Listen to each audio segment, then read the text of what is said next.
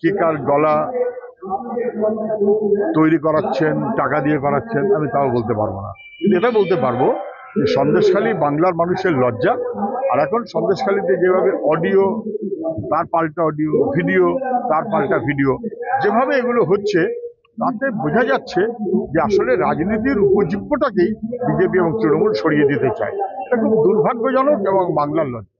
নন্দীগ্রামে বিজেপি সমর্থক মহিলার অস্বাভাবিক মৃত্যুর ঘটনা নিয়ে সংবাদ মাধ্যমের মুখোমুখি হয়ে খড়দহে সিপিআইএম নেতা ডক্টর সুজন চক্রবর্তী দাবি করেন, পশ্চিমবঙ্গে আইনের শাসন নয়, শাসকের আইন চলছে। তিনি বিষয়টির জন্য পুলিশ প্রশাসনকে কাঠগড়ায় তুলে বলেন, তৃণমূল নেতাদের অঙ্গুলি হেলনে চলছে পুলিশ, যে কারণে এমন ধরনের ঘটনা ঘটছে।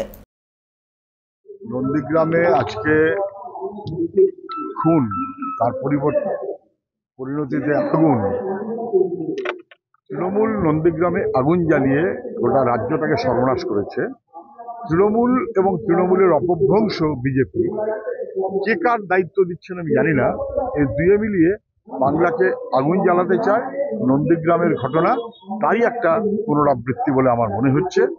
এটা তৃণমূল থাকলে অশান্তি ক্রমশ বাড়বে, এটা না বোঝার কোনো কারণ নেই। তৃণমূল নেতাকে সামনে পেয়েও পুলিশ ধরে নিয়ে আসছে সন্ধ্যাবেলা।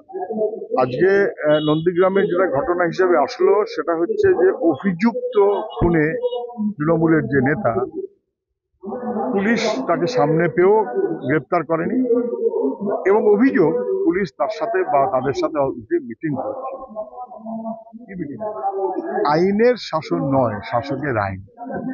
তৃণমূল নেতাদের অঙ্গুলি হেলনে চলছে রাজ্য এবং পুলিশ। এই কারণেই পুলিশের প্রতি মানুষের বিশ্বাস আর থাকছে না। ওরা অপরাধীদের পাশে, অভিযুক্তদের পাশে। ভোটের দুদিন আগে দেব আর হিরণ পরস্পরের বিরুদ্ধে অভিযোগ করছে। দেব আর হিরণ ভোটের দুদিন আগে পরস্পরের বিরুদ্ধে অভিযোগ করছে।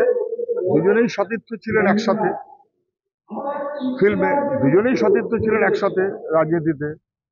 এখন বোধহয় কিছু একটা গোলযোগ হয়েছে, অথবা এই ঝগড়াঝাটি এটা কি দেবের একটু তৃণমূলী মনোভাবের জন্য আর হিরণের একটু বিজেপি মনোভাবের জন্য, একার চাইতে কোন মনোভাবে বেশি কি কম, ভালো হচ্ছে না। রাজনীতির বিষয় হচ্ছে রুটি রুজি রুচি, কিন্তু রুটিও না, রুজিও না, রুচিও না, খেউর চলছে, ভালো হচ্ছে না। খড়দহ থেকে সৈকত গাঙ্গুলির রিপোর্ট, চ্যানেল 24/7।